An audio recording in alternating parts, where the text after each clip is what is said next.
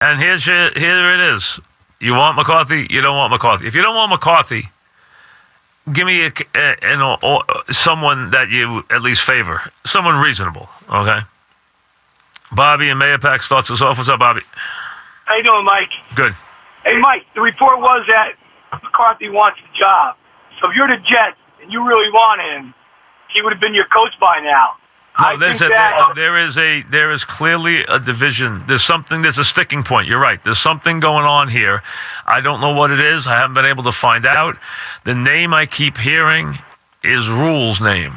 Mike, is it a power struggle? I don't know. The general manager doesn't want to give him the power? I don't know. I'm not going to speculate. I don't know. I can tell you this. What you said is true. There's something up here. There is a fly in the ointment. It is one of two things. Either they are not agreeable on certain terms, power, money, or there is another candidate that is sticking in the way. There is the name you keep hearing is the Baylor coach's name, Matt Rule. His name keeps coming up in the buzz everywhere. That's the name that keeps coming up. Now, I don't know if someone has a thing for him, but that's the other name, even more than Gase. That's the other name that keeps coming up is Rule, who actually was a Giant assistant for 1 year back in, I think, 2012, and then he coached Temple, and then he coached Baylor. He did very well at Temple. Did a great job at Temple. But if I remember right, he didn't hang around for the bowl game. And then first year at Baylor, he had a terrible year, went like 1-11. This year he had a winning record, but Baylor, he was like 7-6 this year. Jimmy in Dix Hills, what's up, Jimmy? Hey, Mike, great show as always. Thank you. Mike, the Jets as a franchise, really, they get so many things wrong. They haven't been to the Super Bowl since we stepped on the moon.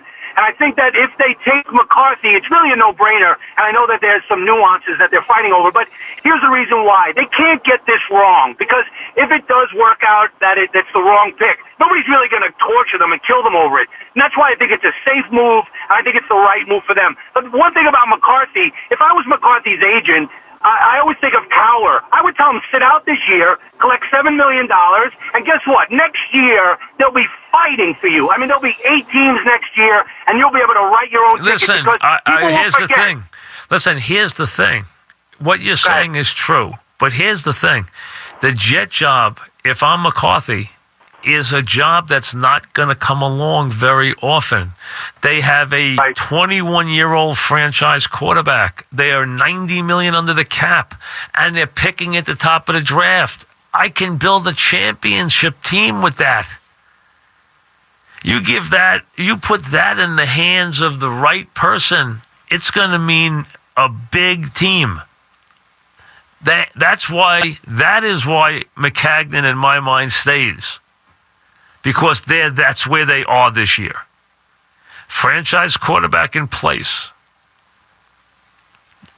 A year where they still get to pick high in the draft and $95 million under the cap. That's where you want to be put in that position. That position means victory. If you put the right pieces together now, you're there. Now, again, I sense that there's either a division or a hot candidate, one or the other. Brad in Belmore, what's up, Brad? Hey, I called the other day because I was a bit torn about McCarthy, and you know, it's somewhat skeptical to me because I feel like his people almost leaked to ESPN that the Jets job is the only one he wants. Because it really seems like it's the only job that is available to him right now. It seems like everyone else has gone, and I talked about this the other day, with just new young coaches, and I think that's where the Jets are right now. Are they going to go with the trend of a young coach like most teams are? They have a young quarterback, someone who can relate to a young kid, and go that route. Well, you know, a lot of those teams wind up hiring new coaches again 2 years later, though. That's the problem. Yeah, but I mean, this is not just a trend in the NFL. I mean, you're seeing it in baseball, you see it in basketball. Just young guys come in, very little experience. They want people to. First of all, they want people who relate to analytics. Secondly, they want people who relate to these young players. That relate to these young players. Absolutely, all true. Also, the general managers have gained in power in professional sports.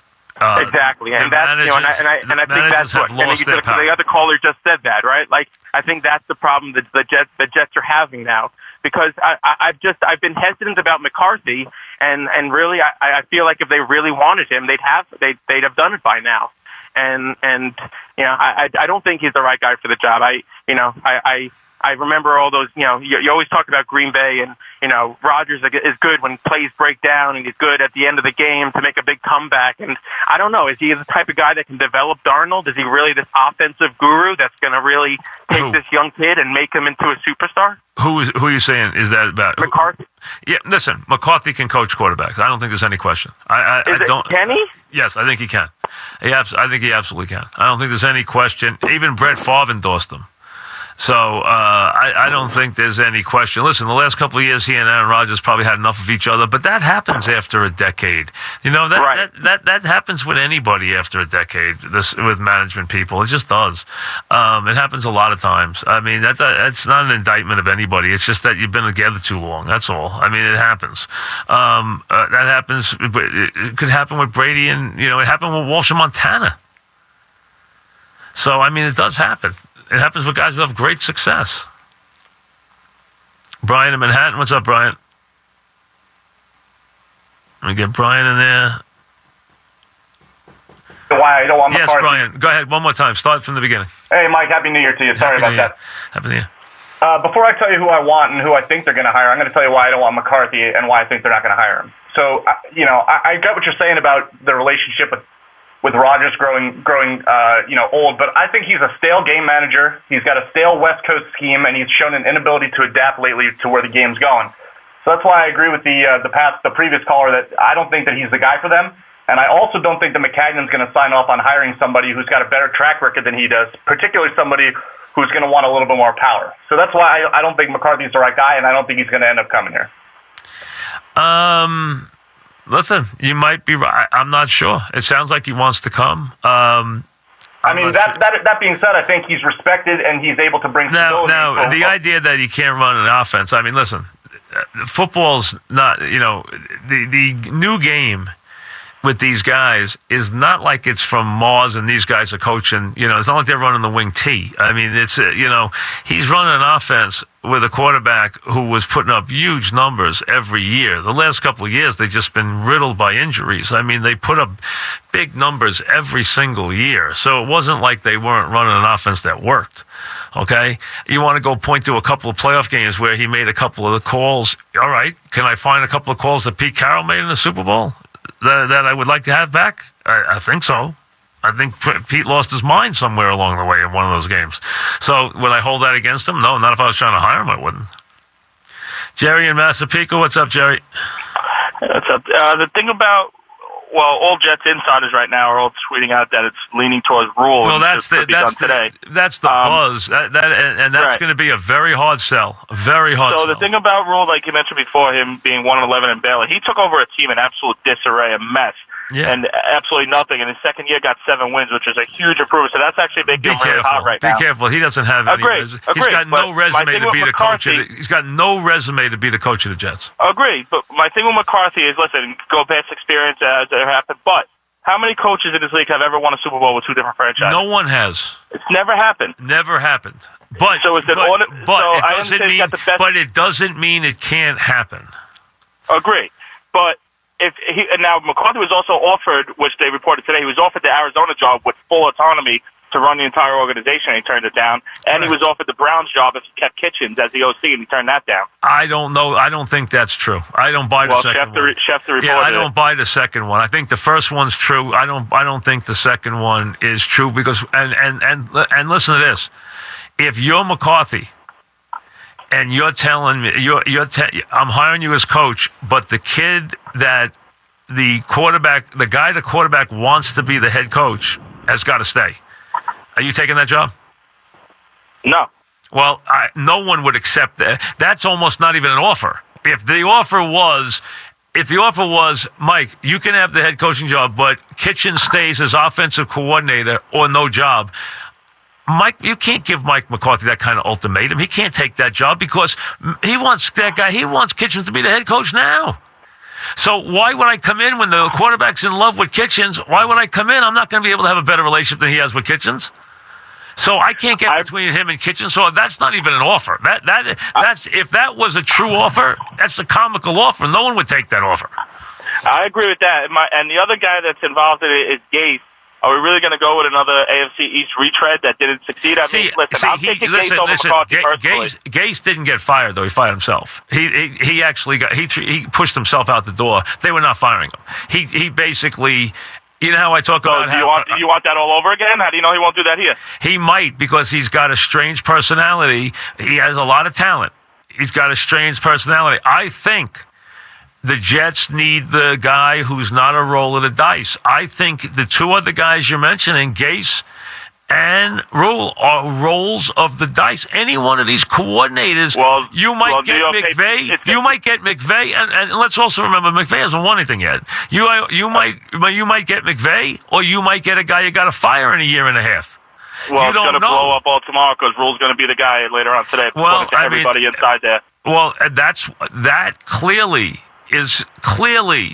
they're heading towards hiring an assistant, because otherwise the McCarthy thing would have been done already.